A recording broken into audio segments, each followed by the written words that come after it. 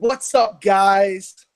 Welcome to Movie Battlegrounds, and I am Doug Castle. And today we're in the dome with a battle of wits. Let's see what we got. First up, let me introduce the competitors that we have. First up, Ryan Payne. Tell us about yourself, Ryan. Me, there's not much to tell, honestly. I mean, I do love talking about movies, and my biggest issue nowadays is, of course, throwing myself into fandoms on which one's better, or trying to pretty much come out with a clear state of mind. Because Jesus Christ, everything is so toxic nowadays. So I'm just glad to be talking strictly and objectively about movies. So none of this is going to be personal, I hope. I like it. Keeping it positive. Next up, competitor number 2, Andy Wood. Tell us about yourself, sir. Just copy paste everything that Ryan said. To be honest, I'm looking to have a bit of fun. I've got a win under my belt on Battlegrounds. I'll try and make it 2. I think we got some cracking questions, to be honest, some cracking answers. So it's going to be fun. All right, I'm digging the positivity, guys. I'm liking it. Keeping this really awesome on all fronts. Let me introduce my judges that are joining me tonight. First up, we have Sean Sandberg. Sean, tell the people about you. Well, I've been doing this actually quite a bit lately. I've really been enjoying myself and my time here over at Movie Battlegrounds. I haven't seen too much of Brian. I've seen a little bit of Andy.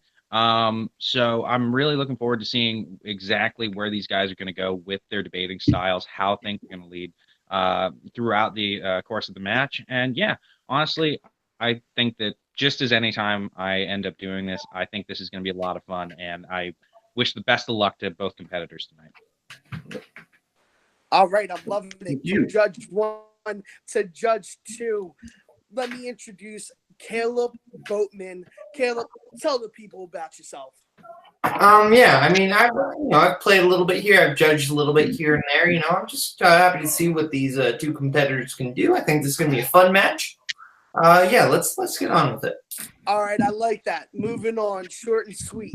All right, guys. So if you haven't seen Movie Battlegrounds before, let me go over the rules for you. In the first 3 rounds, we have questions that you're going to answer and debate. The first is the opening. You get 1:30 for that. Then we get to the debating part of that question, and you get 5 minutes. And ending, you get a closing of 1 minute. Each player does have the chance to extend a minute, so let us know when you want to use it, if you want to use it. And we'll explain the speed round later on. So let's do it right now and get to the first question. First question, what is the best animated movie of the 90s? And you know what? I introduced them first, so I'm going to let them go first. Ryan, tell me what the best animated movie is from the 90s. Okay, this was a very hard one to pull off of. I had to rack my brain over hours on end, but I finally settled on what I think is the best animated movie of the 90s, and that is Batman: Mask of the Phantasm. This movie, regardless on what people know about the animated series, but this movie, judged on its merits alone, is a very great character study on not only of the character of Batman, but of the other characters involved. Andrea Bogard, who is introduced as the love interest and shows a very good, nice tie back into Bruce Wayne's past. And it does a great job of doing a slight retcon of Batman's origins regarding to the animated series. And this movie doesn't have any stall points in it. It does a great job going from the character's motivation of Bruce Wayne, of Andrea Bogard, also introduction of the truly originally created villain, the Phantasm, and how his impact affects Batman, affects Gotham, and affects all of the other players, which really leads into a fantastic time. All right. Certainly passionate about Batman. I like it. All right, Andy.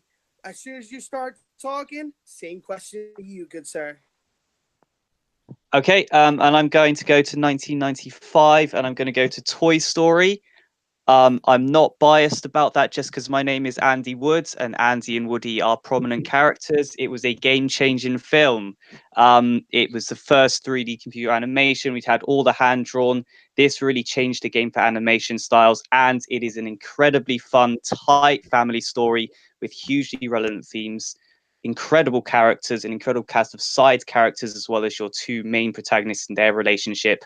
And it has gone on to spawn an incredibly successful Oscar-winning franchise. I think on all grounds, this is the animated film that defines the 90s, and that will be my opening. All right, short and sweet. I like it, guys. All right, so we're going to go into the debating round, which means you got 5 minutes to split between the two of you. And how we're going to start that is the first person that starts talking, the time starts. So let's hear your arguments. Okay, I quite agree. That Toy Story is a good it does help like revolutionize animation, at least from where the 90s was. But Batman Mask of the Phantasm does a great job with the resources that it has, which is the hand-drawn animation. While Toy Story is a brand new tool to use the first anime movie with completely CG, but at the same time, looking back at it now, you can see that there were still some kinks to work out with it. And with Batman, you can see that they were using everything that they had there, that they were doing the best job. And there was also some great use of the animation with the close-ups of each character, the creation of the environment, and also with using of the visual and coloring. I don't want to take up much time. You go right ahead. No, absolutely. No, fair enough. I think the animation is far ahead of its time. I mean, given this is 1995 and we've had some films since then, Lord knows we've had Hoodwinks, which have been far worse animated. So I think it was way ahead of its time. Plus, as well, the drawing is a very small part of it. I agree. I'm arguing to revolutionize, but let's talk about the story, where in Toy Story, it's hugely original story and the themes are so relevant. We have a great comic book story in Bags of the Phantasm. You have a family-friendly story that's touching on themes of friendship, loss, self-discovery. You have Buzz realizing he's a real toy in the perspective of your place in the world. And I really need to add more onto what you're saying about a self-discovery. With Batman, we not only get a look back into Bruce Wayne, because what everyone knows about his origin, his parents died, then he devotes himself. This introduced a wrench in his plan with the introduction of a love interest. The fact that Bruce Wayne didn't know or didn't expect to be happy, and then have it taken away with him, only makes it even more tragic for him choosing to become Batman. And I do admit that the elements involved in Toy Story is great. It's just that there are some points in the story of Toy Story where I thought we didn't need to spend there, that could have been taken out of. Like, as much as I'm gonna be the bad guy here, I didn't think we need that trip to Al's pizza place. Like, I think that if we had just gone with Buzz being knocked off into Sid's room and then him coming across that discovery there, we not only would have shaved off a side adventure, we could have gotten even straight more time into Buzz discovering himself as a toy, and Woody having to deal with the fallout of his own actions. Okay, interesting. Yes, there is. I mean, I'm no expert on Batman's origin story. I agree there might be some retconning going on there. That's far more someone else's ballpark. But again, I don't always feel like the love interest was that necessary side story either. And I feel like it led into the kind of hokey reveal of a rather disappointing villain. I mean, the Joker is the villain that we all wanted in that movie. The Phantasm, the title villain, really disappointing and not one that I particularly found engaging. When they come on, there isn't a huge sense of, urgency to the character. There isn't a huge sense of mystique. And then the reveal comes, kind of like in The Incredibles 2 last year. The reveal comes and you're like, yeah, that was, eventually that was the only place he could really go with it. There weren't a lot of surprises left to give. So it didn't work out so well. And I do understand and validate that point of yours, but I think the fact that the Joker is brought in later on also does bring a lot more to the threatening nature of the Phantasm. How he's killing off so many of these villains that a mobster goes to the Joker, who is, we all know, very insane. The fact that the Joker needs to be brought in to fight this other villain shows exactly how threatening the Phantasm is. And regarding of the reveal of Andrea as the Phantasm, it also shows a very good mirror reflection of Bruce Wayne and Andrea, how both of them are scarred by their parents' death, One chose justice and the other chose vengeance. A very good dark reflection there. I feel like having to use the Joker in that way kind of downplayed the phantasm of a villain, because it showed that it couldn't carry the film on its own legs, and that as an original written character, it didn't really work that well. The film really needed the established characters from the comics to survive. Whereas in Toy Story, there is every character has its own thing in Toy Story. All the side characters have something that they're offering. Obviously, Buzz and Woody are the two main ones, but all these side toys, they're so quirky and they're so interesting, and they give the film a lot more dynamite. So I think there would be less stalling in Toy Story because of that, because every character, every scene has that little something to give. Whereas in Master of the Phantasm, there are a lot of generic characters, and without the staples from the comics, it wouldn't fly. It wouldn't fly with just the mob characters and the Phantasm. It just wouldn't be the same, I'm afraid. So the thing with some of the side characters in Toy Story, we are definitely introduced to them in the first part, but the moment that Woody is gone, I don't get. I mean, sure, Bo Peep, Rex, and all the others, they do pop in every now and then, but it's pretty much just to show how much of Woody's trust, how much trust Woody has lost in them.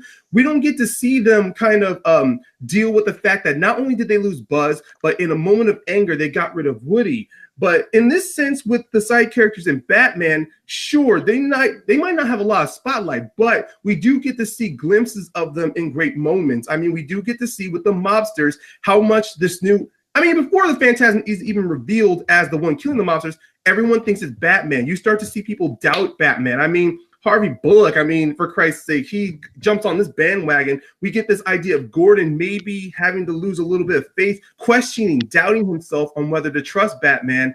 And then as much as some of the original characters you might say with the introduction of a love interest for Andrew, I mean, some of the side characters involve some of the more terrifying elements. When the Joker comes in, how he is dispatching these guys. I mean, for Christ's sake, the image of the old mobster being shown as dead is still terrifying. The image of Batman wanting to visit that councilman and he's uncontrollably laughing is terrifying. It's kind of how some of these side characters, while not to steal the spotlight, but help amplify and elevate the story elements to what it brings to its final conclusion with Joker, Phantasm, and Batman all fighting in that amusement park. I want to bring back to one point you're saying about the side characters in Toy Story sort of not seeing as much of them. If they were used any more than they already were, they're quite sparingly used. If they used any more than they already were, it would clog up the film. It becomes a far clunkier film as a result. They're used at the perfect amount, so I don't agree they need as much of them. There were, yes, some great side character scenes in Batman Master Phantasm, but I don't think the characters themselves were particularly interesting. I think that's more a stooge of writing and imagery with the hand-drawn imagery. And again, overall, I don't know. I mean, I'm losing my point in the argument. Sorry. Mind blanking. Sorry, completely lost it there. Sorry. Well, I definitely want to pick on what you said about the visuals and the hand-drawn. What?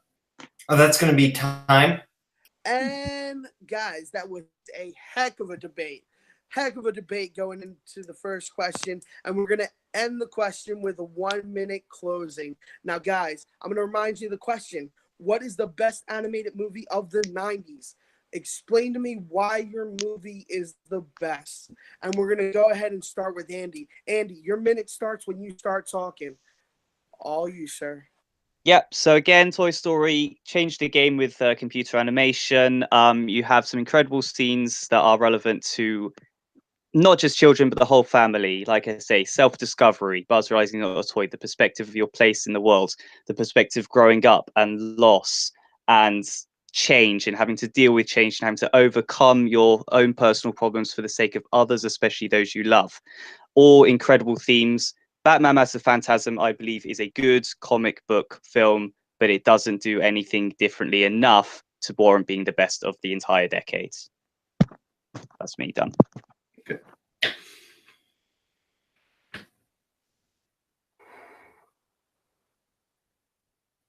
Batman Mask of the Phantasm is a good movie, is a good animated movie because it is definitely taking advantage of the hand-drawn animation involved. And speaking of the themes that he also brought up, you can use the same, you can take those same themes that my opponent used for Toy Story and add it on to Batman, because the story and the elements itself show a lot. The moments when Bruce Wayne loses Andrea and chooses Batman, the friendship that the friendship that is the core between him and Alfred grows throughout this movie. And that one moment of the scene where Bruce Wayne finally becomes Batman, Alfred is slightly horrified of what he sees. And the visuals play a lot involved into it. The close-up shots, the use of color, the score that plays in the movie itself adds more element and more intensity to every scene. For Christ's sakes, that last moment of Joker laughing as everything blows up behind him is still a great visual and something that's great to revisit this movie. All right, that was a heck of a close, guys. Awesome. And I'm going to go to my first judge. Sean, tell me what you think. Give me some advice on this one. Okay. Well, for starters, they both picked two films that I genuinely love and are massive parts of my childhood. I feel as though I heard more about moments in the film from Mask of the Phantasm, and I heard more about the themes and the story and how streamlined the film was when it came to Toy Story. Now, if we were going off of which film I actually like better personally, I'd have to give it to Mask of the Phantasm, but based on the arguments, I'd give it to Toy Story. Okay. All right. So we got one for Andy right now. Mm-hmm. Caleb, let me know what you think, man. Yeah, this was a really good fight. There were a lot of back and forth. When somebody would make a good point, the other player would come back and be like, well, what about this? Turn it around. So there were some really good moments, but I think I am also going to have to give it to Andy for Toy Story. I think he hit on multiple elements better, whereas I think the elements that Ryan hit on were all clumped onto one thing, where I feel like Andy gave me a broader picture of why Toy Story is better, so I'm giving it to that one. Okay. So Andy gets the first point of the first question. Let's move on to the second question. Second question. Besides Avatar, what movie released in the last 10 years has the most impressive visual effects? And since I went with Ryan in the first round, Andy, you got it this round. Like I said before, as soon as you start talking, you get that minute and a half. Andy, it's on you. Yeah, so it's a very broad question. This is obviously the best time probably for visual effects in movies with the advancements in technology. I'm going to go for the film that, to be honest, I would have picked over Avatar, and that is Inception, which no one, when it come out, had really ever seen anything like it before. And no one's ever really seen anything like it since. There's been a lot of different styles of impressive visual effects, but for the sake of world building, usually mostly practical rather than CGI, on an incredible number of multi-layered levels in a variety of settings, Inception blows the competition out of the water, in my opinion. It is visually one of the most daring and incredible and memorable and unique uses of visual effects I have ever seen. So that is my answer and my opening done. All right. I like it, Andy. You keep it short and sweet. All right, Ryan, once you start talking, you got a minute and a half, sir. All on you.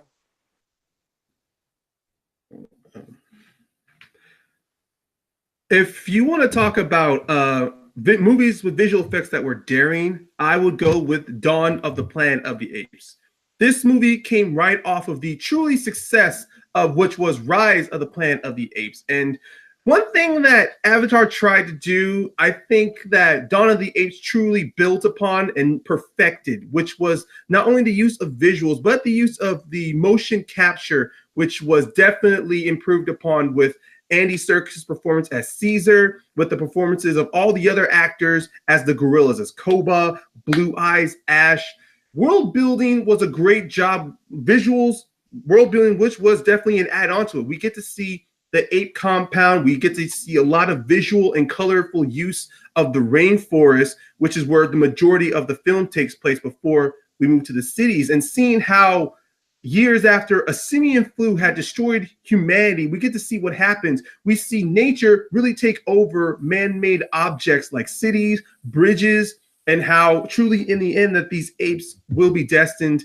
Not enough about the story, but the visuals of the apes are fantastic on how they look very realistic down to the close, to where you like almost where the camera gets so close to where you can see every bit of their face. There's not one pixel shown at all. That's the end before I start drudging off. All right. I love it, man. I love it. You guys get right to the point. So we got the 5-minute debate next. And what happens here? The first person to talk, that's when we start the 5 minutes. Let's go, guys. Okay. I would say that Dawn of the Planet of the Apes, a visually stunning movie and an excellent choice. However, in terms of the originality and the uniqueness of the visual effects, taking out the motion capture, which is excellent, I don't know if any of the rest of the film is any more than clever sets and decent CGI. Whereas in Inception, I feel like there is a large modicum of visual effects going on there. There are scenes throughout the entirety of the movie where something original was created, and I feel like there's only that one truly brilliant original aspect in Dawn of the Planet of the Apes. Well, original, okay, that is a good valid point about originality, but Dawn of the Planet does a great job with the visuals and how not only with motion capture, it's blending the computer graphics of the actors with the actual like practical use of the people there, how the apes interact with the humans. But also, I don't think most of the sets there were mainly practical. Like the visual use of having vines, of having bushes of leaves, and how having decrepit cities paint us a picture on what the world is like now that humanity has to pretty much just scrape by on limited resources. And also, if you want to talk about use of visuals, the scene where humanity gets electricity back shows us visually, it shows what lighting does for not only the people, but it also brightens up a few of how torn down these cities are and how much humanity needs on just the basic use of electricity and running water and power. With Inception, though, as much as there's some good original quality involved, there still needs to be a mixture of practical uses on building miniature sets in order to get the world building that you're talking about, especially later into the third act regarding with Shaw's dream, how that whole building is mainly just from the outside, it's a miniature set. I mean, from what talks I've seen of on DVD bonuses talking with the visual director involved. I mean, there is a lot to dissect here. But involving the best use of visual, I still have to go with Dawn because I was more blown away with their use of it than the impressive display of it in Inception. Their use of it is indeed impressive, but again, the only visual effects that I consider truly astounding is the motion capture. And I feel like a lot of what you're talking about is more cinematography. When you talk about the lighting and the look of the film, I feel like a lot of that can be down to CGI and creating the sets, and then the lighting and the cinematography adds extra detail to it. Whereas even the making of the mini sets in Inception, and a really good example, obviously, is the hallway scene where Joseph Gordon-Levitt fights and they're spinning around and they're moving up and there's a loss of gravity. That's visual effects on a set that has been created specifically for the design of it's a hard one to word, but the set has been designed in a particular way so that it gives off the impression that the character's in a dream. Incredibly difficult to do because dreams look different for every single person. However, they have managed it by using the effects of weightlessness in a rotating cylinder set. That's an incredible amount of effort to put into something that is very difficult to direct, very difficult to describe as a director. To actually pull it off in a convincing way it's an incredible use of original thought, it's an incredible use of creativity, far more so than we have in Dawn of the Planet of the Apes, I believe. And there are obviously other examples. I'll let you have your words. Joseph Gordon-Levitt is fantastic, and the visual involved is great. It's just the thing is that this being a Christopher Nolan film and having the visual effects involved, I mean, first time I saw that, I was completely thrown off of the rules and the limitations that was used involved with the dream. I mean, the cutback, I mean, I'm going back to cinematography here, but for the cutbacks between Joseph Gordon in that bus with his head going around It took me a couple minutes to finally get it to click.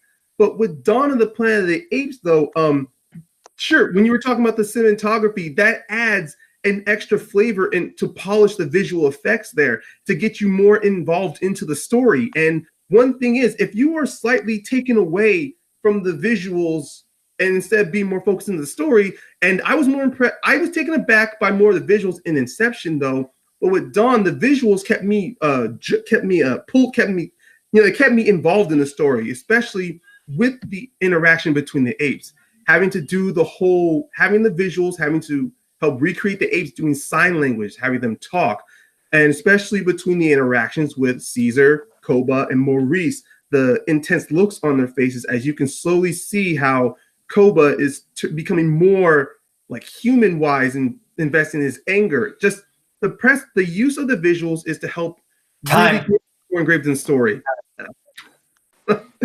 Oh my God. All right. God, you guys are making our jobs hard. We need more than 5 minutes to talk about this. But you know what's next? The ending for the minute close. And since we started with Andy, we're going to start with Ryan this time. Ryan, as soon as you start talking, you get that minute. Let's go. Okay. Visuals should be visuals is a very key element involved in storytelling when it comes to filmmaking. And the one thing that is the biggest like a chip on your shoulder is having is wondering if your audience is going to look past visuals or be more drawn into the visuals. With Dawn of the Planet of the Apes, the visuals are not just a surface window into the audience viewing this film, but it's there to keep the audience entangled. To keep them invested into this story.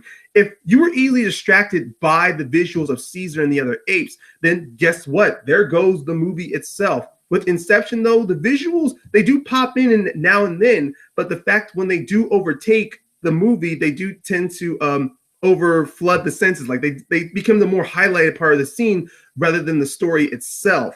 I mean, back then, most people are talking about the visuals of Inception, and then the story is kind of second or third when it comes along to it. The visuals in Dawn of the Planet of the Apes, it becomes intertwined with the story involved later on, especially before. All right, that's time on that. All right, Andy, you got a minute when you start talking. Hit it up, man.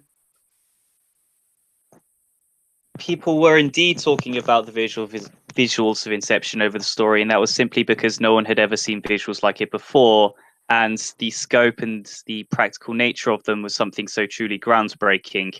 The story is not something I'm too worried about with the question, really. You could talk about the additional layers of the cinematography in Dawn of the Planet of the Apes. I'm not particularly too worried about that, but if you want to argue cinematography, in the hallway scene when the rotating set, the camera is placed to rotate with the set anyway, so the cinematography is also better in Inception. But overall, it's the most unique, different, and no one has been able to imitate it since, unlike Dawn of the Planet of the Apes, which has a sequel that does it better. That's my argument done. All right, short, sweet, to the point. All right, so I went to Storm last time. Caleb, let me know what you think, man.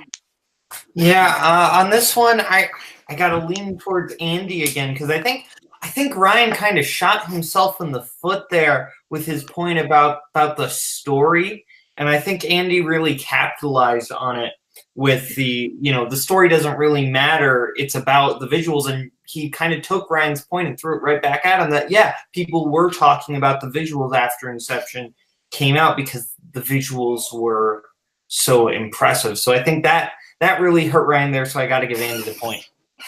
All right, so I guess I'll be the second person on this one. Ryan, you had a really good battle up until that end part when you, like you said, you shot yourself in the foot. If you would have kept that away from the people just looking at everything, that's what I got to go with Andy because you basically gave him. They were talking about the visuals on that and it shot you in the foot. Sorry about that, man, but yeah, I got to give the point to Andy. All right, guys, third and final question, guys. Possible final question. Don't want to say final question. Don't want to put the nail in anybody's coffin, but Let's see what you got, Ryan, this time. Now, the third question is, since Ryan Burgundy from Anchorman Movies has his own podcast, what movie characters should get their own podcast? Again, same rules. Ryan, you're starting us off. The minute and 30 seconds start as soon as you start talking. Okay, regarding the character who I think does maybe not, who definitely deserves a podcast is Frank the Pug from Men in Black 1 and 2. This is a character who is an alien, but not just an alien, but is disguised himself as a dog. Now, honestly, there is a lot of stories that can be told with Frank as a character. Don't know.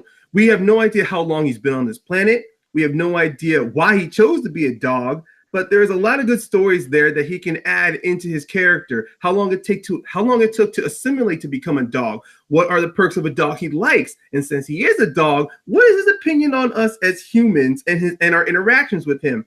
Also, with podcasts, people like to bring on guests. What better way than to bring on guests as in other aliens? This podcast could be a very good podcast for aliens and humans, kind of like in the MIB, who are aware of aliens themselves, and to help become more understanding of them, because since the whole point of Men in Black and the movie itself is to show us aliens have been here for decades and years, and what better way for us to understand aliens is through this podcast. So the next time, it mainly is just so we can finally understand what's like for aliens to be on Earth, living daily lives with us. Do they find our mundane tasks as boring as we do, or do they actually find a sort of enjoyment, excitement from it? I'm going to stop there. All right. I liked it, short and sweet and to the point. All right, Andy, you know the drill. 1 minute and 30 seconds when you start talking. My podcast host is Edna Mode of The Incredibles and The Incredibles 2. Her fashion blog would be The Thing of Dreams. She's a queen of one-liners. She's an absolute pro expert in her fields. She has an incredible way of storytelling. It really comes from her passion from the subject. She is someone who will gain a huge cult following. She has so much knowledge to share. And you'd really learn a thing or two and have fun along the way. I'm not going to go too far on this intro. All right. I like it, short and sweet to the point. And you both chose side characters of comedic roles, so this debate is going to be amazing. All right, Andy, Ryan, you know the deal. 5 minutes as soon as one of you start talking. Well, for a start, Frank the Pug's kind of annoying. I mean, there's a scene in Men in Black 2 where he's riding in the car, and Will Smith's just sick of him after a few minutes. He's singing them songs, he's playing bad songs, he generally has a bad knowledge of when to talk or when to shut up. So really, I mean, he'd really get on your wicks to listen to after quite a while. Honestly, that's not as different as a normal person. I mean, that scene alone with Frank in that car. I mean, you haven't met somebody like that who you jump in the car with, they'll start singing songs and they annoy you.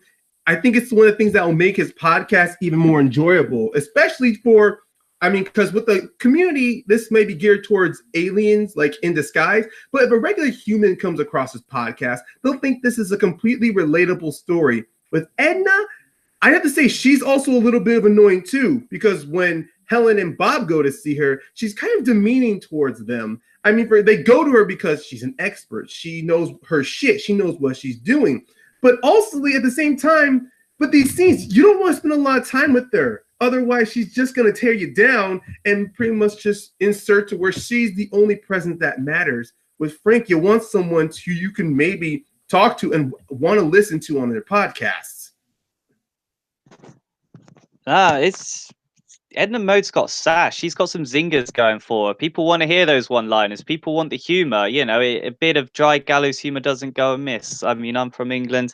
We love people who can have a bit of a satire, a bit of a dry insult. That goes down very, very well. She'll have guests on. It will be deep. It will be knowledgeable. And she won't be afraid to put them in her place. She's the leader of the podcast. It's her podcast. I mean, Frank the Pug, about 20 seconds after his introduction in Men in Black, he's getting thrown around by Tommy Lee Jones. He can't lead a podcast. He'd get over-talked. He'd get outrun by all his guests. Edna Mode would put them in their place. It's her podcast. Well, I don't know about being overtaken. He's unfortunately being a dog. He had no choice. He's in a small stature. But the fact is, in that scene in Man Black 2, he's talking with those small two other aliens. He's actually having a very good time with them. And when you bring in other aliens who are in disguise like Frank, and they understand his perspective, they understand that they have to live in the shadows on Earth, it pretty much makes a podcast more even keeled. And also at the same time, I mean, he interacts with Zed and Jamie. Sure, Tommy Lee Jones shakes him around, but do those guys feel like they want to get physical with him? No. With Edna, sassy, yes. But in the first Incredibles, when they're going through those costumes, Helen does not want to be there. She doesn't want to be in this position of this woman who has pretty much a better life than her, making her feel even worse than as she does. And having to listen to her for maybe more 35 or for God's sakes an hour, it will get grating onto a person, especially for the podcast, she released episodes daily instead of weekly. With Frank, at least for one time out of the week, I can be able to deal with a person like this, especially he brings on a personality opposite or not, or almost as similar to him, to where I can see like, okay, I can follow him. I want to hear more about the stories. And if he goes off on a side tangent, you know what? That's fine. That's what most podcasts do. Some story, they don't always stay on point. The side tangent is kind of what you want to listen to get some good organic chemistry and comedy out of it. I would argue that Helen Parr doesn't want to leave Ed Minogue's company because she's sick of her. I feel like Helen Parr she just wants that meeting to be done because she has bigger fish to fry. You know, she's worried about what her husband's doing. Is her husband doing, extramarital activities, or is he out getting killed by someone? Her family's at risk, so her reasons for leaving are not to do with Edna Mode. By all accounts, I mean, it's not explicitly stated in the film, but by all accounts, it seems like they were strong childhood friends, so they have a lot of history. She's quite personable, and she influences very good people. And you know who else loves the company? Jack. So she would make a great family-friendly podcast as well. You could listen with the whole family, introduce them to the world of fashion and good clothing and maybe superheroes. She did not want anything to do with that baby until he showed his powers. I mean, sure, with Jack as a baby and his abilities, it'd be great to be around.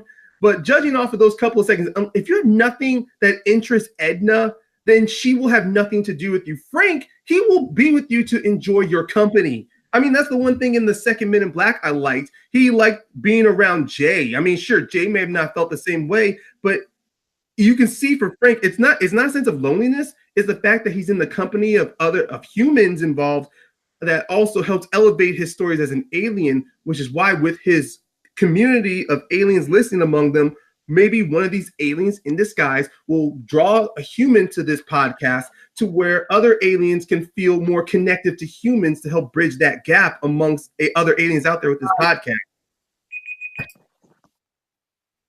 All right, guys, time. Woo! That was a heck of a debate, guys. That was a heck of a debate. All right, guys, keep this in your mind. It's the ending closing minute.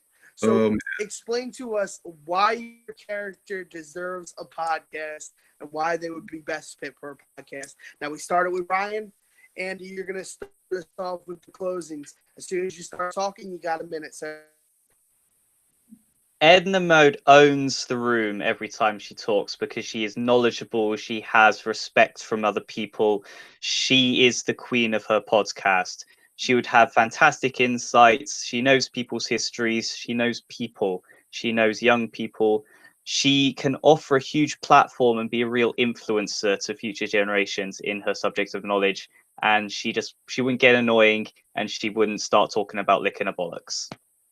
All right, with Frank as a character for his podcast, he has an opportunity to hit multiple communities amongst his podcast, and with the inclusion of him, as I've said before, being an alien in disguise and him having to adjust in a way for someone who doesn't understand it, you can interpret this as someone trying to adjust to just having a life, someone trying to, moving from a different country to another, having to adjust to another country, understanding their living situations, having to understand interacting with the people, which is a good idea for a podcast, because then you get an idea of different stories, what their day-to-day motions go through.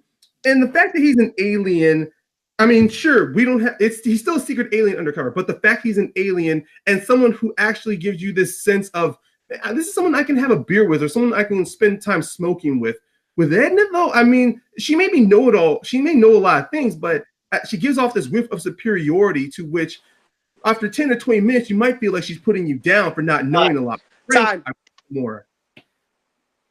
Time.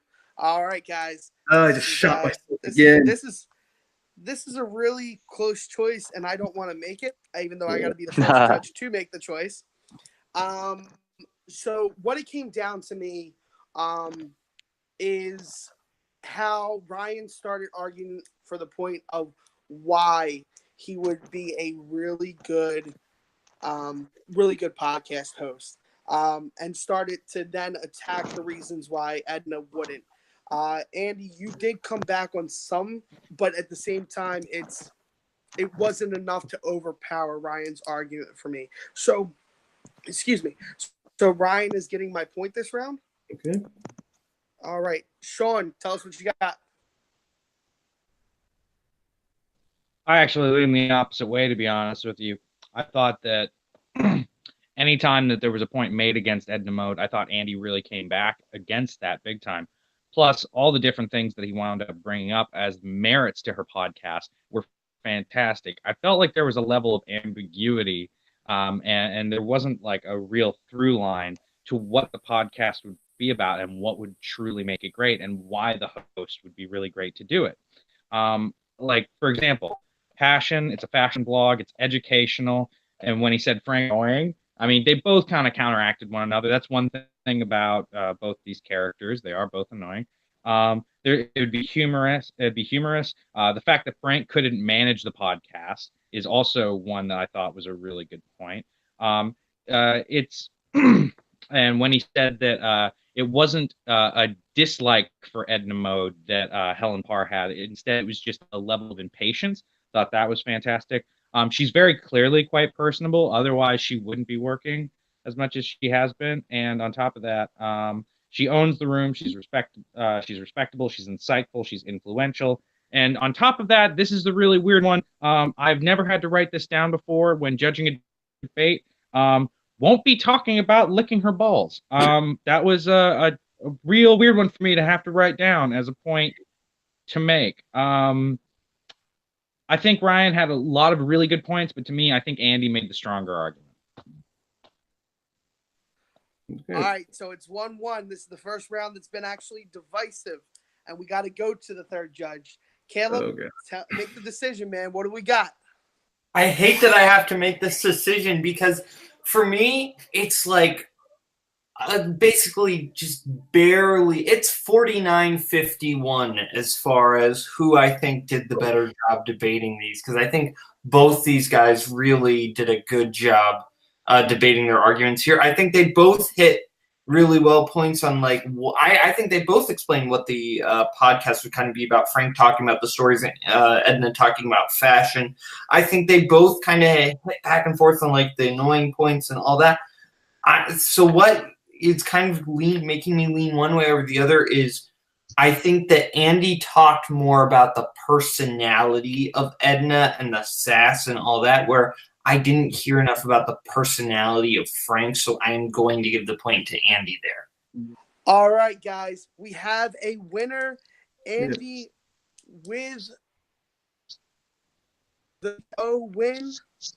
And what we're going to do is we're going to talk to each competitor first, and then I'll talk to my judges. So, Andy, on this win, how do you feel, man? I feel good. It was a fun match. It was played in a really good spirit. Good answers for all the questions. Broad questions with broad answers. So I had a really fun time. I really enjoyed playing against Ryan. I thought he was a very fun opponent, a very knowledgeable guy, very nice chap. So, and thanks to all judges as well. I've got 2 wins now, played 2-1-2. So this is uncharted territory. Michael and I are both used to losing in trivia. So see where we go from this. Hopefully, just keep building and start to make a name for myself.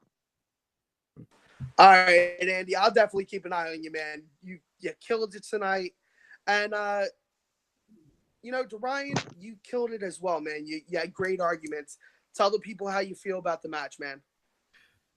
Well, with the idea that I've lost in a shutout, no less. I mean, I could live if I lost by 1 or 2 points, but a shutout, oh my God, that's a bruise to the ego there. No, but this is good. I definitely enjoyed this match. Andy was great. He definitely kept me on my toes throughout this entire fight. Definitely, when I look back on this, I'll use this match as a good building block to start fine tuning my arguments. But if I get into more matches here on Battleground, and also I do look forward to more tougher questions like the ones we got here to really get us to start being more creative, to start really thinking outside the box.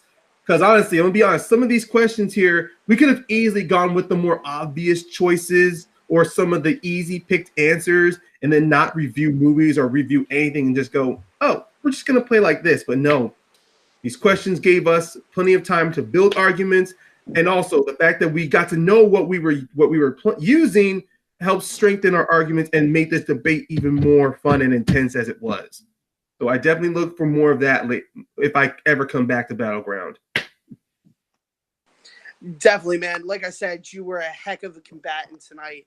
And like I said to both these combatants and competitors, it's a battle of a mind, and you never know where it's going to end up. I really enjoyed watching you both battle. Let's go to my first judge. Sean, how did you feel about this? Well, both these guys really brought good arguments tonight. It really, I am in concurrence with both of you guys on a point that both of you made, touching on each of the individual rounds. It was really a 51-49 sort of thing in certain instances. So I really think both of these guys showed that this isn't going to be the last time that we see Ryan, and Andy's going to absolutely be a force to be reckoned with when it comes to just staying on point and being concise. Overall, I was really impressed with both competitors, and I wish the best of luck to both of them, as I stated in my opening thesis about this. When they go on to their next matches. All right, definitely enjoyed that. Caleb, tell us how you feel about the match, man.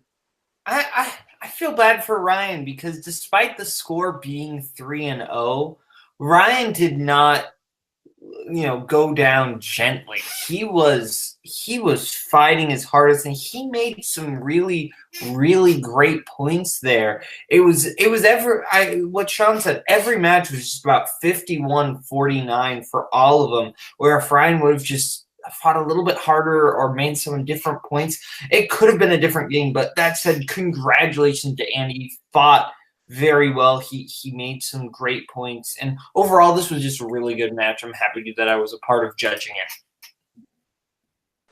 All right, again, you know how I feel. I think this match was, even though it went 3-0, it was super close. I am in concurrence with both my judges. Ryan, keep that head up high, man. This isn't the last time. Didn't mean to say first time. This isn't the last time we're going to see you, man. So I'm going to go down the list. Tell everybody where they can find you. I'm going to start with Andy first. Where can everybody find you, Andy? If you're lucky enough to see me on the street, say hi. Otherwise, you're in for a long trek. All right, I like that, short and sweet, as most of his first rounds or first minute and 30 were. Ryan, where can everybody find you, man? Well, you can find me here on Battleground if I ever get another match, or anytime if anybody's on any of the Full Metals. Hopefully, I'll be thrown into some singles or Inner Geekdom matches. And if anyone follows, or if anyone's a part of the Jack of All Trivia fan league, catch me there. Hopefully, I'll be able to play in some matches and you get more exposure of me. All right, I like that.